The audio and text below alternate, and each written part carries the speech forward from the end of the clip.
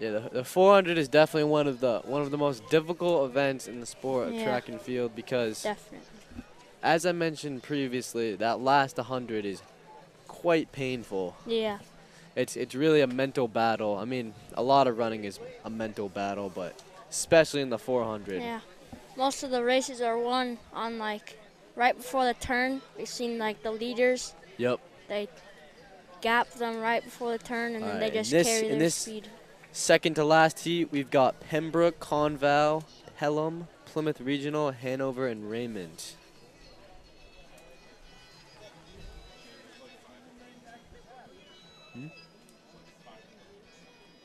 Oh, okay. Never mind. Okay, we've got a couple more. We've got quite a few more boys heats. Yeah. Lots of 400s. And the wind, luckily the wind has died down, but Yep. it's still drizzling a bit out there. But it should help for when they're running. Yeah, cools them down a little bit. Yep. It's not too cold, not too warm. All right. All right. This heat's taking off. Yep. Strong starts. Raymond. Hanover and Raymond. Raymond's got a pretty nice lead right now. Yeah.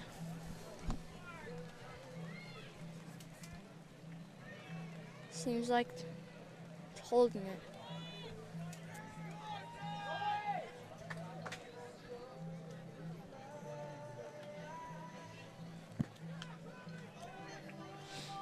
I think Raymond might take this one. I don't know. Yeah, I think we'll see. that's too much of a gap to close for Hanover unless Hanover's really got a kick. Yeah.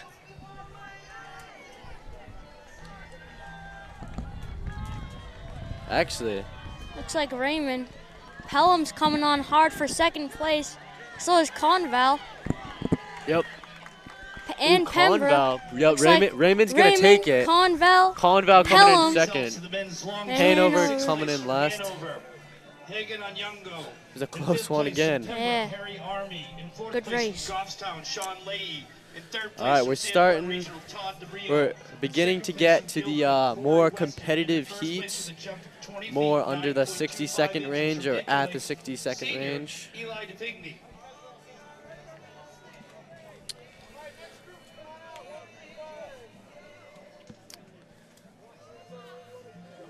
I believe we got some people in the final heat running around sub Ladies and gentlemen, we sub have a 53s lost and purse that's been 55s, crying so in our that's track Yeah. shack that's for going to the be last exciting to several see. hours.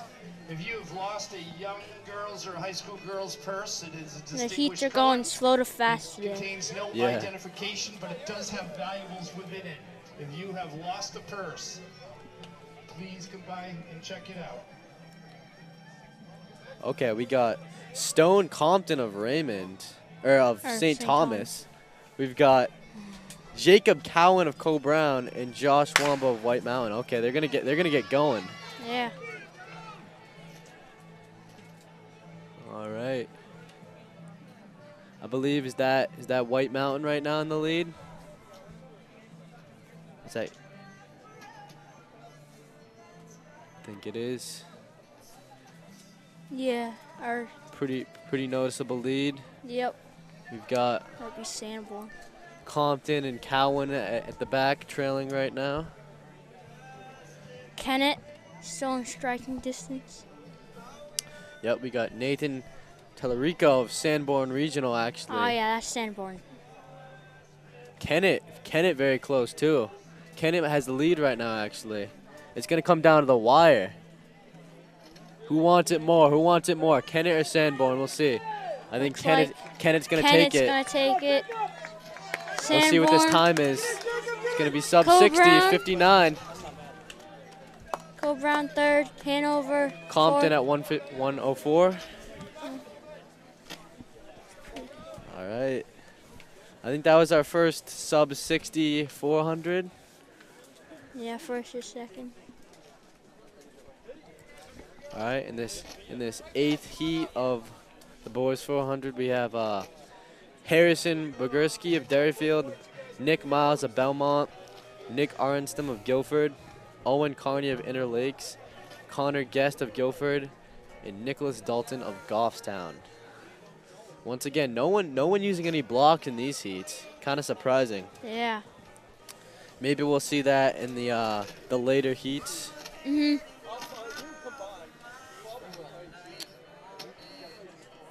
Best time within this heat is a 58.24.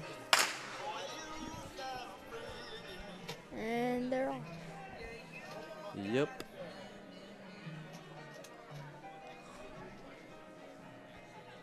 Okay. Looks like Dairyfield and Guilford and Belmont, all around. Pretty close race. all I think around pretty good Dairyfield's got the starts. lead right now, though. Interlakes, right? Is that Inter- Oh, Interlakes, okay. Yeah, Interlakes with the lead. Owen Carney of Interlakes. That's a pretty good lead. Yep. It's going to be hard to close that gap for sure. Still looks strong. Attention all athletes. This is the Dairyfield, first and final call. second. This is going to be a fast time from Belmont, Interlakes. Girls yeah. distance. Please check in at this time. Come on, Looks it's that last Interlakes. 50. Interlakes looking strong in this last 50 meters. This is gonna be the fastest one yet. 57. 57. And then around Yeah. a minute, 59 for the Most other of the athletes in the most seat. of the field is under 1 minute. All right, coming up in this ninth heat, we have Jan Kabambi of Manchester West, Joshua Finneron of Kingswood, Chris Taylor of Conant, Jadine Vasquez of Merrimack Valley, Ethan Vitello of Conant, and Remy, I don't even know how to pronounce that last name, Buchanan Yeah. of Plymouth Regional. All right, we're seeing some blocks being used in this. Yep. Really helps to get that momentum building at the beginning of the race. Mhm.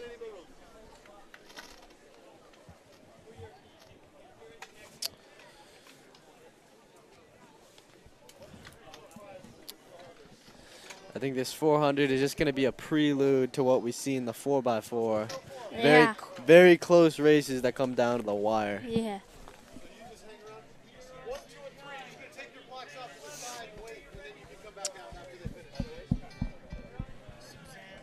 We got West doing some strides right now. We also Kingswood doing some strides.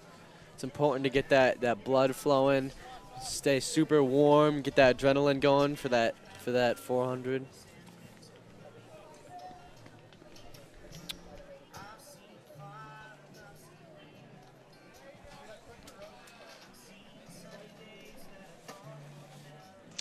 All right, the gun is up. Yep, they're gonna be going soon.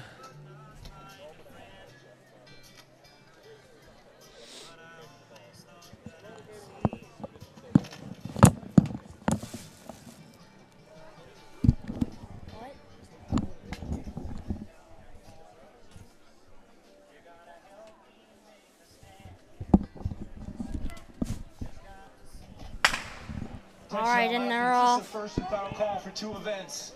Flight 3 girls long jump. Flight 3 girls long jump. Please check in at this time. And Flight 3 boys. All right, shot looks put, like please check in at this time. Flight 3 Plymouth boys shot put, Regional Flight 3 girls is in long the jump. lead. Please check in at this time. Yeah, While we he's get this flying. going, I'd like to thank all our parents, volunteers. You guys are doing a fantastic Do job. not Plenty of see food in the kitchen.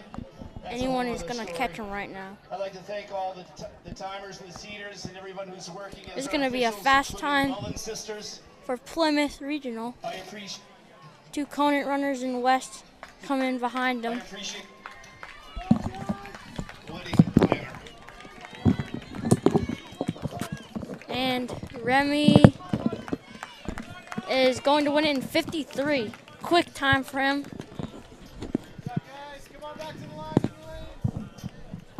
Good race.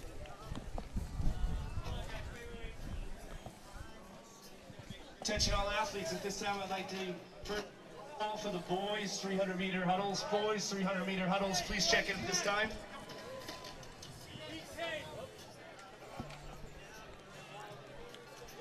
And here comes, Should be heat 10. yeah, heat 10 of 11. And in this section, we have Maxwell Frazier of West Quincy McBride of Hanover, Hunter McLeod of White Mountain, Nolan Gagnon of Belmont, Tom Riley, St. Thomas Aquinas, Jacob Martin of Pembroke. Just about a dozen or two left for the low price of something. I'm not sure what it is, but Mr. Martin would surely appreciate. So if you had to guess, what do you think the meet record is in this event? 49. 49 what? I don't know. 49.7. That's pretty darn good. 49.7. Yep. Yeah. Tyler Dodds from Hanover. Dodds. That was set a while ago. Yeah. 2006. Yeah. Well, I think the fastest one we've seen today is Was that last was- heat, right? yeah, the It was last a 54. the 50, yeah, by Remy. I don't know how to say his last name. We'd expect to see our best time from the next group of boys in the seeded heat. Yeah, it looks like the fastest time in this heat is a 54 Yep. by Hunter Hunter McLeod, McLeod. White Mountain. Strong start for Pembroke and Yeah, looks like Nolan Gagnon to Belmont too. Good start. Yeah. St. Thomas. I think Nolan's made up the stagger on lane 6. Yeah, definitely. And it looks like they're gapping. Yep. Nope. Whoever that is from Pembroke noticed him on the inside, but it was too late. Jacob Martin Yep. and Belmont. Yep. And he's gonna Nolan fight Gagnon. Nolan right to the end. It looks like it's going to be Pembroke, Yep. Jacob Martin, Yep. 53, 54. So I don't think that Just will beat. under 55. I don't know if that beat The Pembroke. previous heat, yeah. Plymouth Yep. previous heat. But we'll see. So the next heat should be our fastest times. Yep. Attention, hurdle crew. Section This is the 11. Boys 400-meter dash. Last Alright. heat, boys 400-meter dash. Jackson Prive of Merrimack Valley, Harry Ryan of Monadnock, Sean Lee of Goffstown, Kyle Doucette of Hanover, Christian Oglesby of Merrimack Valley, and Tyler St. On of Campbell. And we've seen Sean Leahy and Kyle Doucette battle it out indoors in the 300-meter dash.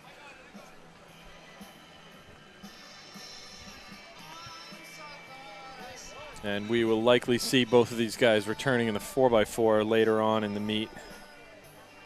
Potentially, Kyle Doucette would be in the 200 as well. Yeah. I think that's actually his preferred event. Mm-hmm.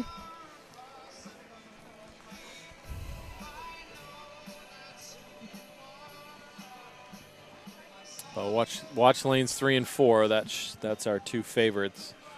Leahy in 3 and Doucette in 4.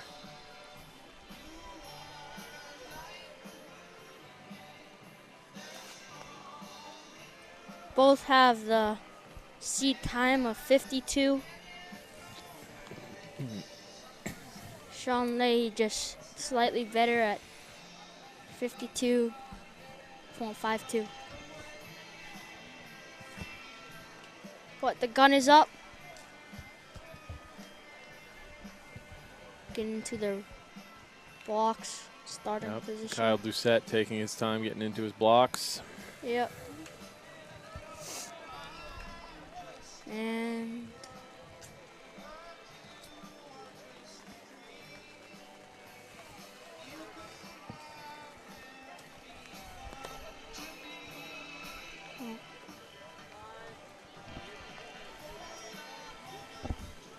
lane 1 a full start of it. Calling him up, yep. When you use the blocks, you got to be completely still. Yeah, I think it was lane 1 who jumped in front of the line. Yep. I don't know. Let him reset. Yep. And he's actually not using blocks. Yeah. Sometimes So we'll might let him do get some- reset again. Yep. Might have to reset the clock or something. Guns back up. And those guys not using blocks really have to hold that position for an awfully long time. Yeah.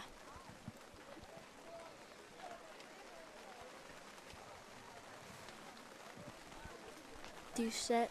They're set. And there's the gun. All right.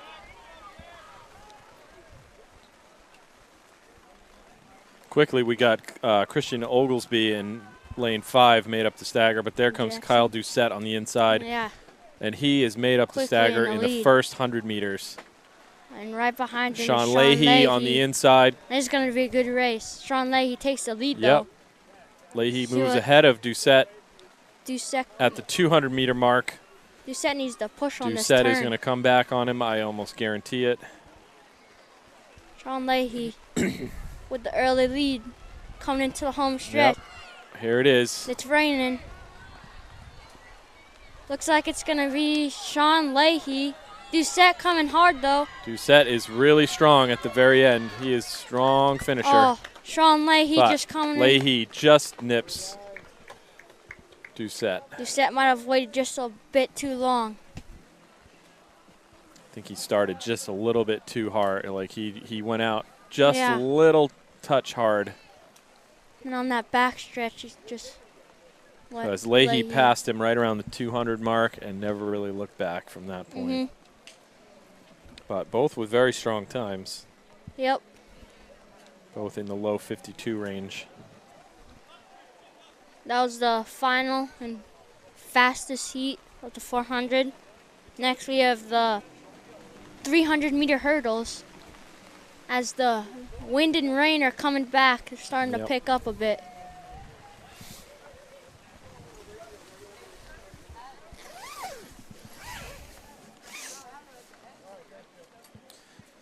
We'll prep our tent wall Yep, for the next so downpour. that we can cover ourselves for that next downpour.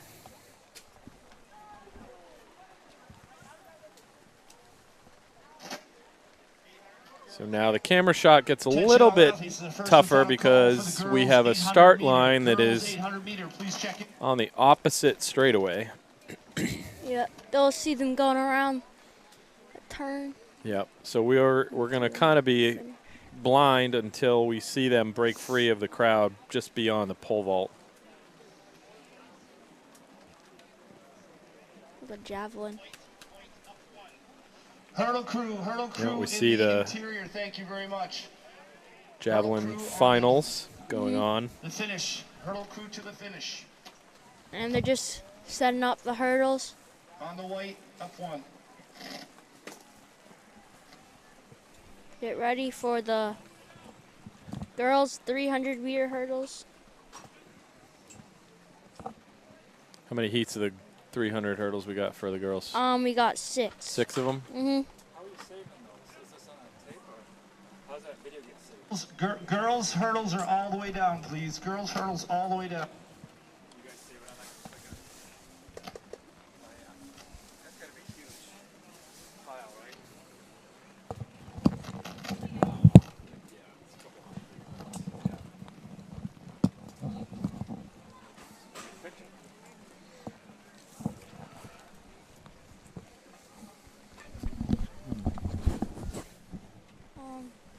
For this, they're not on there, are they?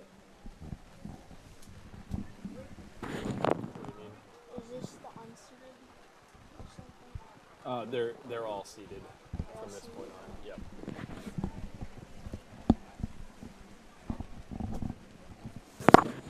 Yeah, so we've got 6 heats of girls and 5 heats of boys in the 300s. In the first heat, you got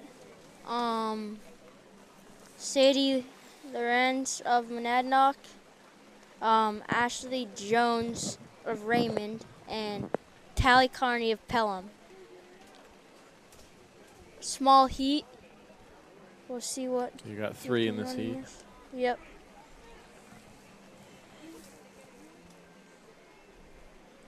Ashley So our Jones. first heat is set. And now they're coming down.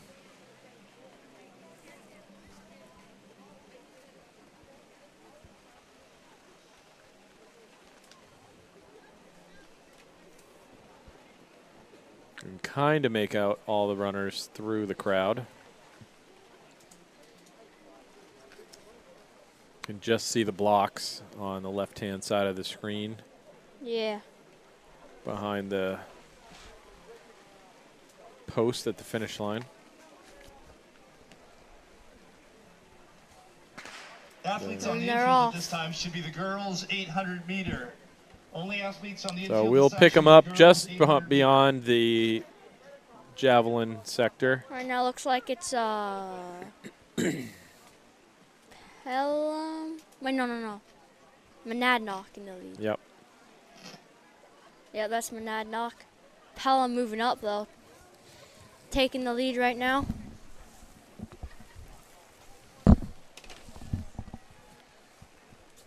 Not raining too bad, so we can actually see the finish. Looks like it's Pelham and Monadnock. It's like Pelham's right in the lead. Now, yep, Monadnock. These last couple hurdles get Oh, a lot Monadnock higher. just got it. Monadnock takes Pelham barely free. first place. Yep.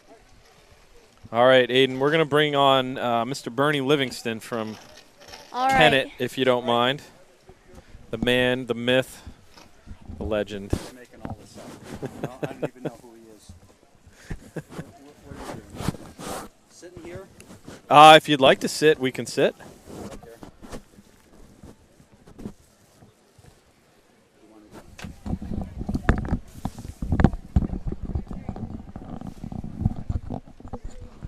So how was your trip down? Wonderful. Yeah? Actually, yeah. So you left sometime last night, I'm guessing?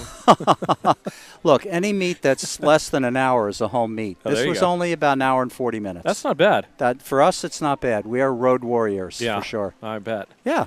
And is all your snow gone? All our snow is gone as of this morning. Oh, very nice. The last part of our track just finally got cleared, so looks Just like we in might. time for vacation week? Well, yeah, we're on vacation, Yeah. but we have a home meet on Tuesday. So Oh, nice. We're looking forward to having that, and we've actually been on the field 3 times now to practice a little bit. Nice. And is it pretty dry, or is it still kind of... It's the Boggy? discus area is still a little wet, but we did throw on it a little bit.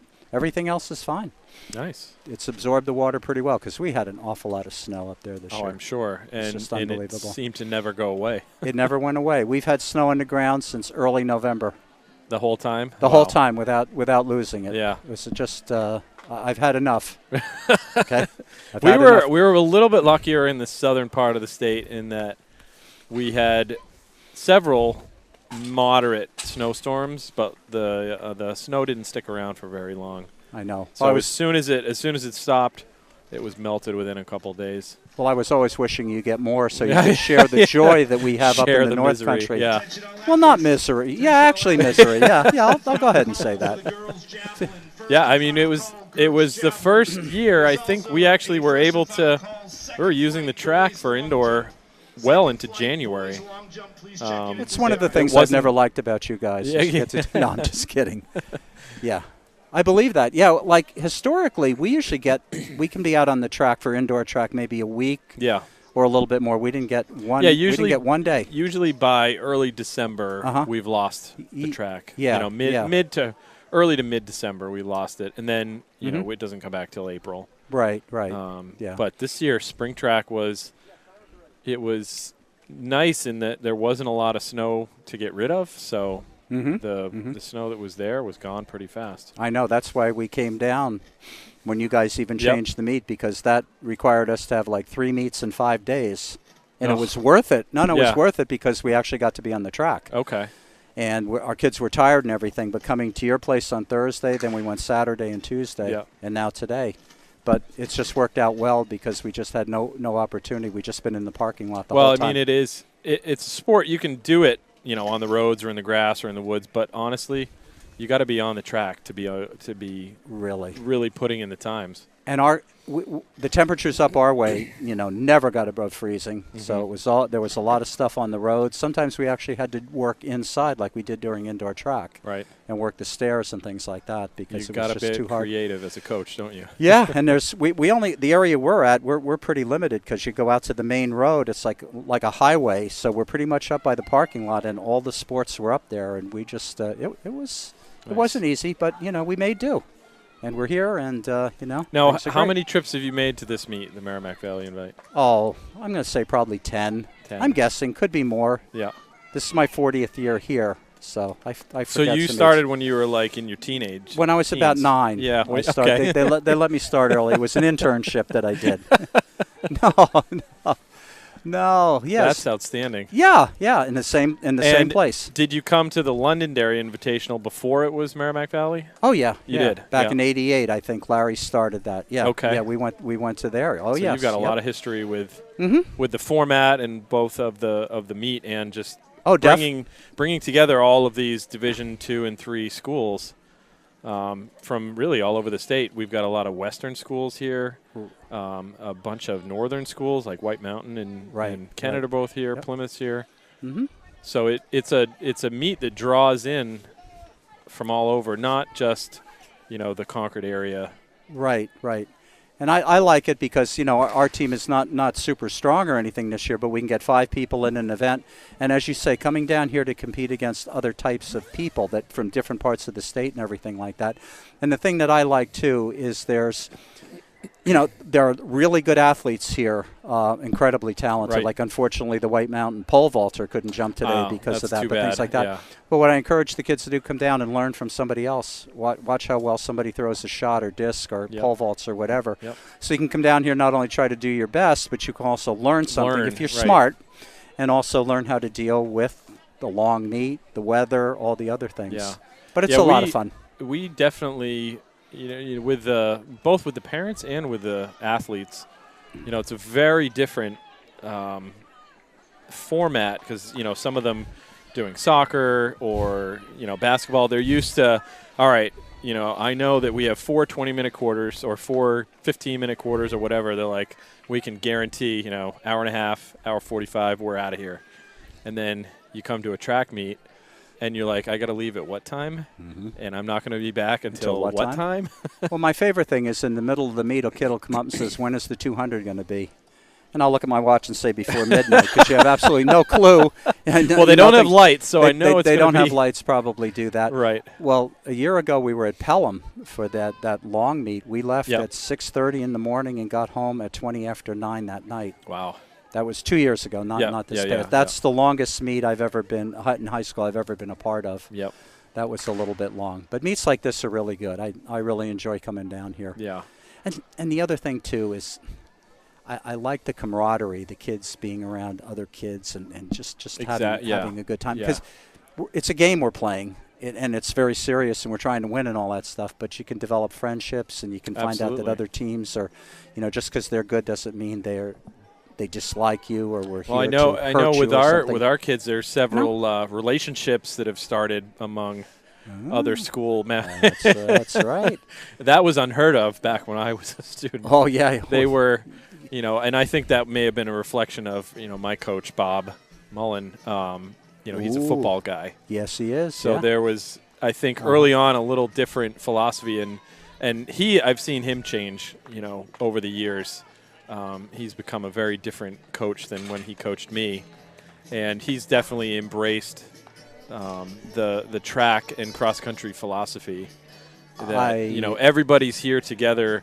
Yeah. Yes, you are competing, but everybody kind of is gathered here together and is celebrating the sport. Well, yeah, I remember Bob back in the mid '90s. That was when I was running for him. Right. He, you were in the Wilderness League. Yes, Came we up were. in the Wilderness League.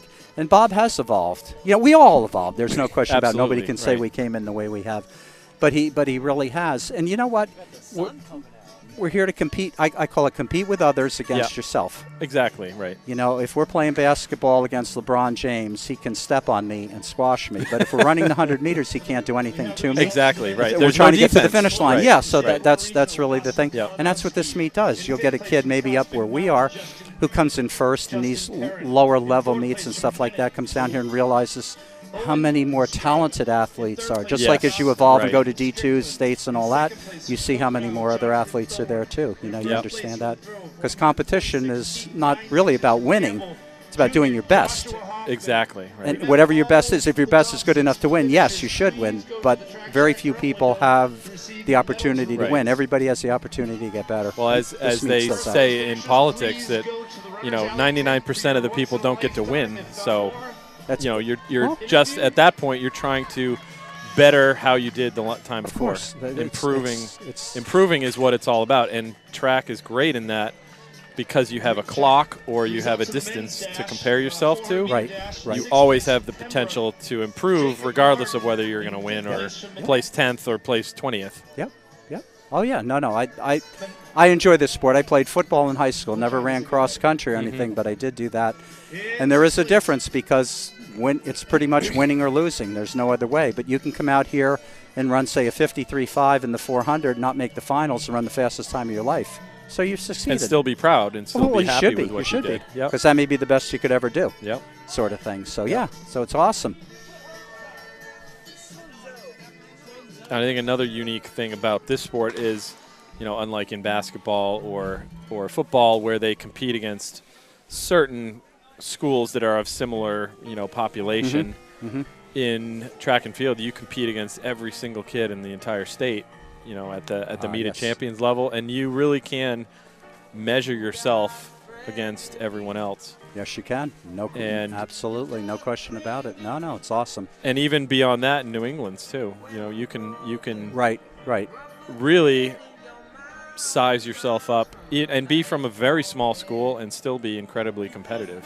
One year we had a kid about 4 years ago came out for track as an afterthought. He played basketball and he decided he'd do track in his senior year. He ended up jumping 6'6" in the high jump. Had never done track before. Finished 6th in the New England's in that event. Made some wonderful friendships down there. It was amazing to go down and watch him. I don't think he'd ever been out of the Conway area. You know, we were down in Massachusetts or whatever. I mean, that doesn't happen all the time. No. But it was just absolutely incredible to have something like that happen. He happened to be very talented, but it was just awesome to see him develop and improve like that. It's really good. Well, I remember back when I was in school, Scott Clark had a boys cross-country team that ended up winning the New England's. And a school from Sant Bonnie? From Sant Bonnie with the two Freeman brothers. Yep, I remember them. And, you know, in no other sport could a school of like 60 kids end up being the best team in New England. That's right. You just need 5. You just need 5, right? Just need 5. Yeah, I remember that. I remember going to Sant Bonnie in the early 90s. Before we had a track, we just had a grass facility, and he had one put in Sant Bonnie. We didn't even know what that was. So there was a dirt track, but at least it was a track. And that was in maybe 91, I'm going to say, something like that, to go down there, and it was just incredible. I think there were 56 kids in the school or something like that. Wow. You know, George Frost was down there helping him with the jumping. It was just incredible to watch. Yeah, it was really impressive. Yeah. Yep. Now, what would you say has been the biggest change in New Hampshire track and field in the last, say, 30 years? What?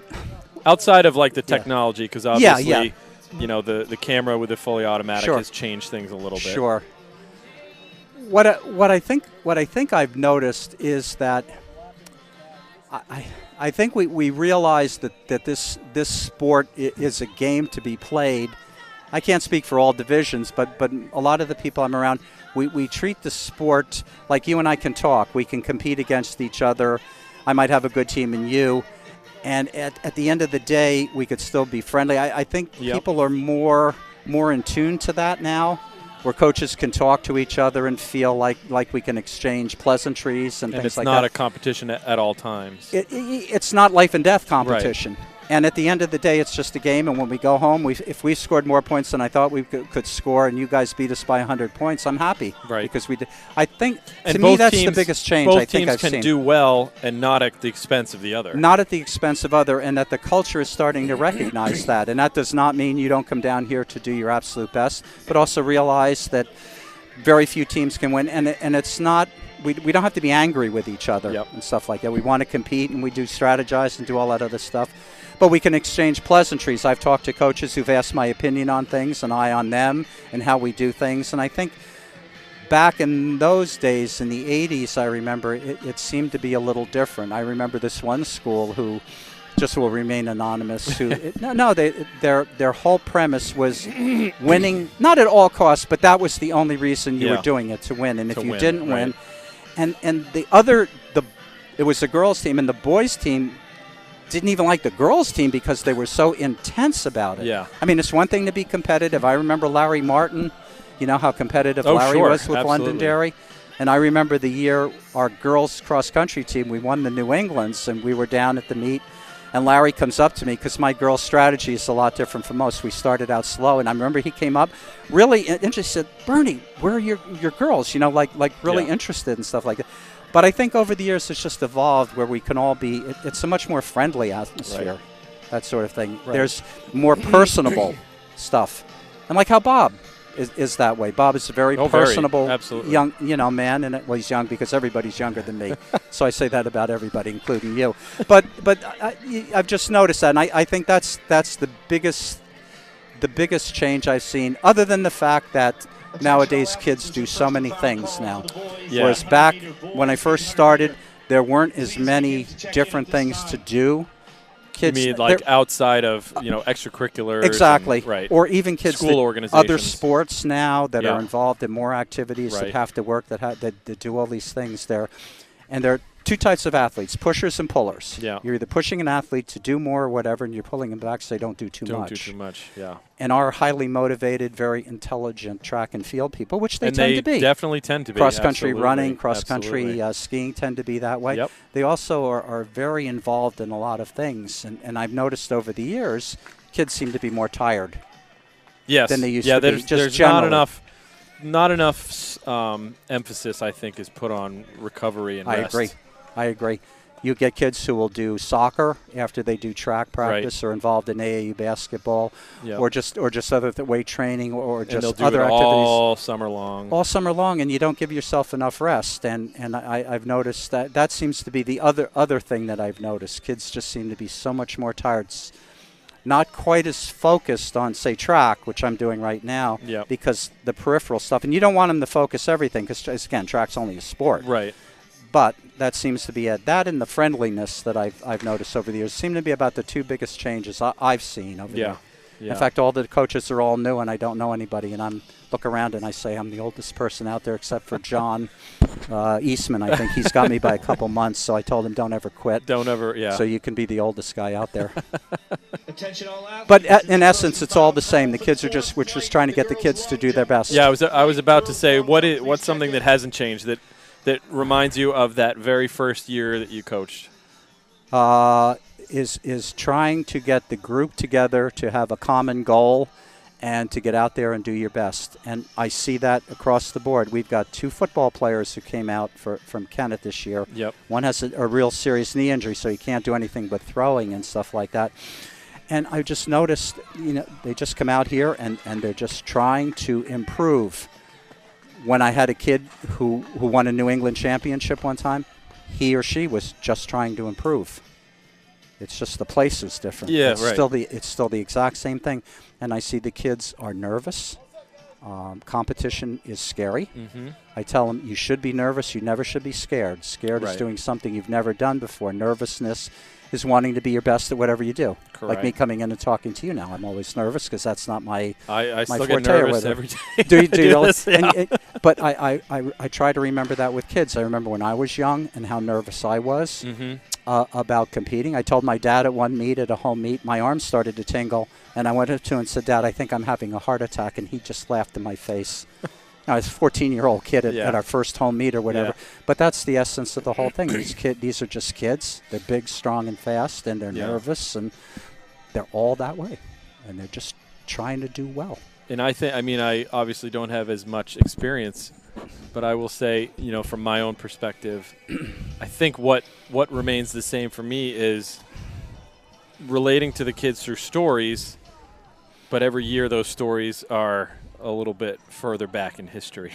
Oh, definitely. You have to be careful. Once I tried to use the example when I'm coaching sprinters about making sure you don't bring your arms across your body and swing your body like this and this, like Chubby Checker. And this is in the 1980s, and Chubby Checker was in the 60s.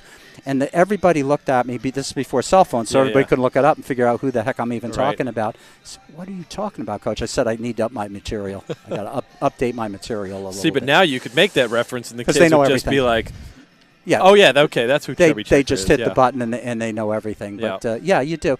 But it still is basically the same thing. You're just trying to teach these kids, to be good competitors, good teammates, and conduct yourself with, I call it exemplary personal conduct. Yeah, right. And that's from the beginning, first year I started till today. The same thing. We tell our Nothing's kids changed. that, we don't care how fast you are or, how far you jump, but are you conducting yourself like a proper, I don't want to say member of society, but kind of, Sure. Are you becoming you a good citizen? Exactly. Yeah. Are you becoming a good person? And, are you putting forth your best effort? Sure. And Sure. that's all that matters. Well, If you're not winning, like you said, not everybody can win. No. Only one person gets to win, but everybody can improve and everybody can give their best efforts. it's the one guarantee I do at the coaches meeting before the season starts. I can't guarantee you win, but I can guarantee you'll be successful, do better if you listen to what we say and do these other things, because when it's all said and done, that's it. And if you're Usain Bolt and run your best, you should win. Right. If you're somebody else, you run your best and maybe finish 13th, that sort of thing. Yep. And to me, that really works, even with really good teams and all that sort of stuff. All you're asked is to do your best. I mean, I've had kids. I had this one kid who ran against Scott Clark back in the day, and Scott was not his enemy, but he was the guy that he always tried to beat Scott, and he never could beat him. Mm-hmm. And in his senior year, in each successive meet, he ran a little slower because he was worried about the fact that Scott beat him, not how fast did he run. He finally got it at the end of the year and ran his personal best. Still didn't beat Scott, but still ran his personal best. You have to look at yourself rather than others. Others, right. Yeah. I mean, others are there to make you run better. If they're not there, you can't do a personal best in a time trial, probably. Yep. But not to do that, and that's the same back then as it is today. Especially with all these talented athletes out here. I mean, my goodness, Yeah. As the years have gone on, I've seen a much like the parity within the state has gotten a lot better. Yes. It used to be, and I'm going back to the mid-'90s when I was competing, it was meet of champions almost exclusively, Class L back then. Right. Schools. Right. The other schools were there only because they had a minimum number of spots that they were given. Yep. And now that the format has changed a little bit and they take, now it's the top 18 kind of regardless of what division you're in. Yep. You've seen a much more leveling out of the fields, and you have a lot more D2 and D3 teams being represented at the Meet of Champions. Definitely. I agree with that. In all the events. Well, look at how many both programs and field are out there now, like an indoor track. When I started that as a club team for us back in the early 80s, there weren't that many teams. Now it seems like, there's like 50 80, 90. Yeah, there are just so many. Schools doing and it we now, go to all the myriad of places and all that we're doing. There are just so many people that have them. Although with so many sports, we're not getting as many out in some cases, like with lacrosse and all that other. Yep. But we're still getting the participation from a lot of schools that we may not have gotten from before, which I think is healthy for the sport, very much so. Absolutely. Yep. And the numbers, that bear that out at these meets. The numbers haven't been going down; they've been going up in terms of the number of athletes competing at the Merrimack Valley Invite, the Black Bear Invitational. We're certainly not wanting for athletes. Well, no. In any case, both your meet and Bob's, you have to kind of limit. Or the meet would be a 20-hour meet. It would last till after the lights would be needed. Or a 2 or 3 day meet, which I wouldn't want to be staying in a hotel with 85 athletes trying to. No, thank you. But you're absolutely right. So there are more people doing it. So that's really good too. Well, Bernie, it's been such a pleasure talking with you. Well, thank you for having me. I feel appreciate free it. to come behind the mic at any of the other meets that we're at later. Well, if you want me to this come season. in, I didn't know what I was getting into before. I thought we were going to be on the camera out here having to talk in front of the. So that's I not don't have the face for that. I don't have the face. Yeah, that's true. Like I said, this is my 40th year, and every year we have to do the, the award ceremonies at the end of the season. I must be pushing 80 or 90 different times I've done it, and I never was a public speaker standing up in front of everybody. Here it's fine. Yes, But right. having everybody There's no standing crowd. there and staring at you in their way, oh my God, that's. But between that and the fact that riding on the bus, I get car sick, so I have to sit in the front Well, seat. Or that I was can't. a very rude awakening for me, and it happened almost precisely at 40. I was like riding the bus one day, and I'm just kind of feeling a little bit of. Little woozy. I'm like, oh, this is. I never felt it Really? until last year, Really? and I was just like, all right, this is. I know I'm getting up there. When I was in college, my freshman year, I played football, and we were in Pennsylvania. We went to this other college. We had to go, for an overnight game, and I'm sitting in the back of the bus, and I got so sick that I had to ride with the coaches in the car. Here I'm 18-year-old kid riding with all the coaches because I was too sick to sit on. Well, I didn't realize that you don't have to sit in the back of the bus. I couldn't do that today. There are more seats. There are. So I commandeer. I tell the kids it's nothing personal. I don't dislike you, but I got to sit in the I gotta front sit in seat the if I front, can, and keep the window open a little bit. Yeah. So I've been doing that my whole life. It's not an age thing yet. So. Well, it's very good talking with you. Well, thanks, sir. And I wish you the best this season. Yeah, and the same to you. We'll It's see been you. great. We'll see you next weekend for sure. Definitely next weekend. You All got right. it. Thanks a lot, Bernie. Okay. And then the girls We good? are going to meet a hurdles. In sixth place All right. from Kearsarge, Kate Cochran. In fifth place from Cole Brown, Jaden Belanger. In fourth place from Cole Brown, Olivia Noni. In third place from Hanover, Olivia. Always great to hear some words from some veteran coaches. Oh yeah. You be saying 40 years? That's ridiculous. That's crazy. Yeah, it's 1 or 2 laps around the track. As we do take a look at this race, 800 meter, 2 laps around the track. Yep. I think we got a second heat of the girls 800 as well. Is this the second? Or no, this is is the number 1, first. right? Yep, so this is 1 of 5. 5. Okay. All right. So quite a few today. A lot of athletes here. Good thing is though, the weather cleared up a lot. It actually got a little bit sunny out. Yeah, I think that's good for now. We'll see if it holds out. It definitely did warm up without that little bit of a rain mist going on. Yeah. That's for sure. But I think the athletes are happy that towards these final events that the weather is a lot better. And that's the end of that first heat of the girls 800. so again, today we're running fast or slow to fast. So we do expect the times to be improving as we go.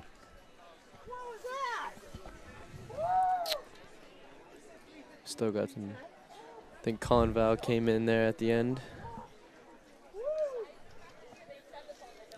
So we'll start taking a look at heat number 2 as they should be coming onto the track in right about now. So in heat 2, number 1, we've got Samantha from Guilford. 2, Bella from White Mountains. 3, Regan from Conval. 4, Karina from John Stark. 5, Sidna from Guilford. 6, Brianna from Raymond. Then we also got Maggie Keenan of Oyster River, Amy Burton of Kennett, Grace Purley of Kennett, Sadie Lorenz of Monadnock, Emma Lansane of Sanborn Regional, and Megan Ebner of Plymouth Regional. All these A times. lot of athletes in this heat. Good start as we see him go out. All these seed times are under that 3-minute mark, so we do expect to see a number of girls under it. We'll see if all of them can get under it today. Weather-wise for an 800, not terrible. A little bit on the warmer side, especially for this time of year where we've had a lot of cold weather up to this point. Girls might not be fully acclimated to it, but overall, I think they got to be pretty happy with it and see how the race goes with it. I think the humidity has definitely increased a lot, but weather is looking nice. Yeah, Humidity is still there. It does look like we're going to have a little bit more of a storm still to come, so we'll see when that does fall. But right now, we're about 200 meters underway. See if we can't figure out who is in first. I think we got Maggie Keenan of Oyster River. Does look leading that. like Oyster River up there, followed by Conval. As they come off of the turn and onto the straightaway. Pretty close race coming up on this first lap.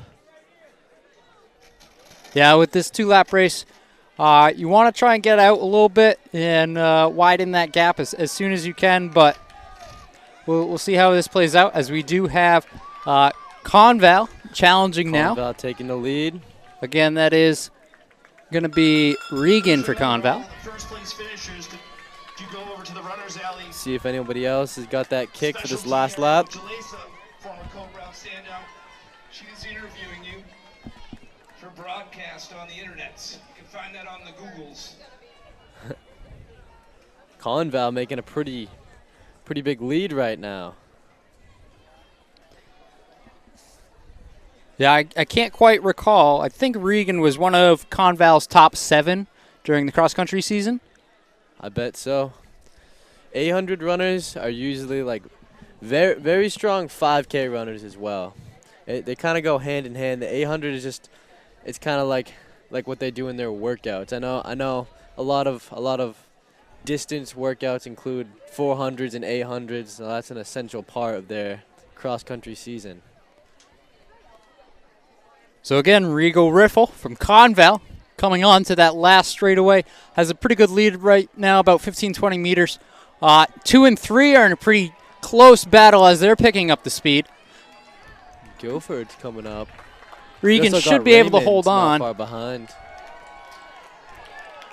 Time on clock is 2:40, so we'll get a handful under him. Guilford and Raymond for second. Yeah, they close that gap. So Conval in first. Raymond does take that second spot, followed closely by Guilford, Kennett, and Kennett. Oyster River, John Stark, as they continue to come. Okay. Good heat, good heat. And Attention athletes, if you almost everyone under that 3-minute mark. Last couple might not have squeezed it in time. But pretty good, pretty honest times for this early on in the season. Yep. And again, that heat winner was Regan Riffle from Conval, and I believe she was the 6th runner for their cross-country team. And what was interesting about their cross-country team is just they had a top 3 early on that was very obvious. And then as the season progressed, you could really tell how much of a team mentality and how much they valued their teammates working together, really to help all the other runners improve. So it's good to see that paying off even now in the spring season. That's true. Even though people consider track and cross country individual sports, it's very much a team sport, especially in cross country, because if you work together with your teammates, you can really push up and take the lead.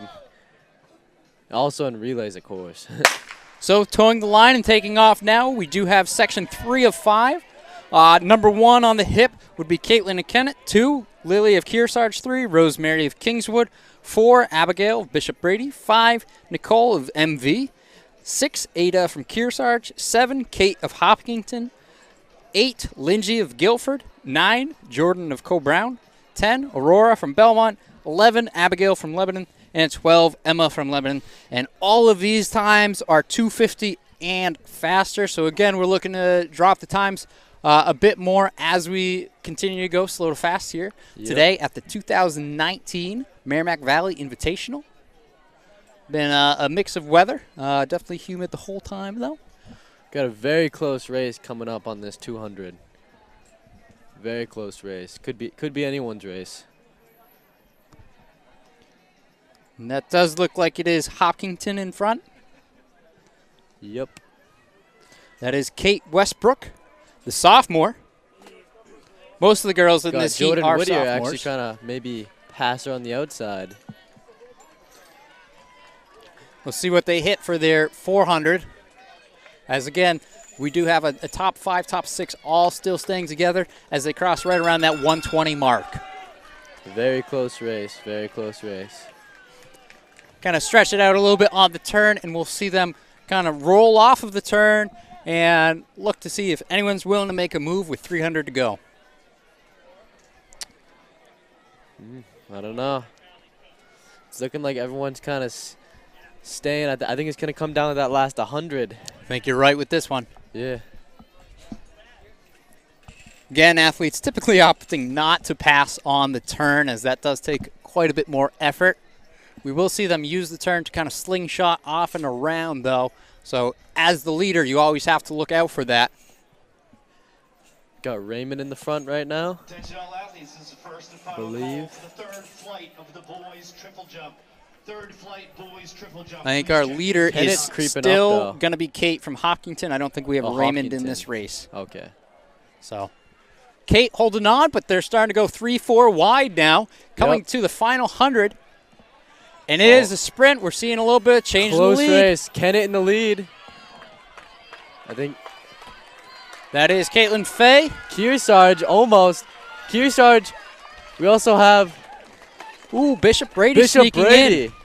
Wow, it was a pretty good race. Whittier I think 3 or 4 battles in. or 3 or 4 lead changes right in that last 100. So Bishop Brady, that would be Abigail, sophomore. Just as I thought, that last 100, a lot of runners tend to opt to save their kick for that last 100. And we saw that in that race right there. All right, moving on to Heat 4. In lane 1, we have Marley from Oyster River. 2, Addie from Oyster River. And 3, Isabel from Oyster River. A lot of Oyster So 1, 2, River. 3, Oyster River. 4, we got Kaylee from Hopkinton. 5, Natalie from Guilford. 6, Caroline from Hanover. 7, Anna from Hopkinton. 8, Blaney from White Mountains. 9, Brianna from Lebanon. 10, Sydney from Hopkinton. 11, Sarah from Conval. And 12, Eva from Kennett. All these times are under the 2:40 mark. So again, dropping another 10 seconds. I think due to purely how many Oyster River athletes are in this heat, I think we're going to see a pack start to form at Oyster River. I feel like all those times might be similar. I don't know. I just got that feeling. Guns up. Good start. They are off. A little bit of shoulder, a little bit of elbow, making some room for herself up front. I believe that is Natalie in the blue jersey from Guilford.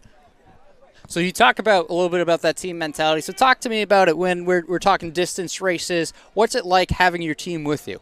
It's everything, because if you're just running alone with no one to push you, then your body just it's not gonna go. Like it's not gonna you're not gonna be able to run to your full potential. But like when you're running on someone's shoulder and you just kind of get in that zone and kind of stop thinking about stuff and just you're in the moment and you're in the race, you can run super fast. Just I know coach sometimes talks about just falling asleep on someone's shoulder, looking at their shoulder and just keep looking at it, sticking with them. So that would be Oyster River now leading. Isabel. Yep, we got Oyster Right next to River. her would be Sydney from Hopkinton. As again, we see another large pack coming into the 400. No one really wants to make that move right away on the first lap. Yep. All saving it to the kick as we see Hopkinton coming up in the 118. lead on So this first lap. 118. Last heat we saw 120 at the 400 mark. See if they can drop their times a little bit more. Definitely expecting a faster lap. Hopkinton starting to take a nice lead right here, both the athletes. I think we're going to see these girls push each other for this last 200 coming up. Yeah, again, it could definitely come down to that team mentality of you know where your teammates at and just working with each other to push up and keep improving. It's always good to have a little friendly rivalry along your team as long as you can keep it friendly, shake each other's hands at the end of it. Of course, that's what it's all about the sport of track and field. Yeah, you want to be cheering for your teammate just as much as you want to beat him. So coming down the final straightaway from Hopkinton, that is Sydney, followed by her teammate Kaylee, as well as their other teammate Anna. So Hopkinton looking real good in this heat. 1, 2, 3. As we see Winner take it in 2:30, 2:31 or so. And then we've got 3, 4, 5, 6 in, all under 2:38. Damn. So right about where... Yeah, Hopkinton dominated that race. Once again, like I was saying, that team mentality is essential. Yeah, that top 6, more or less where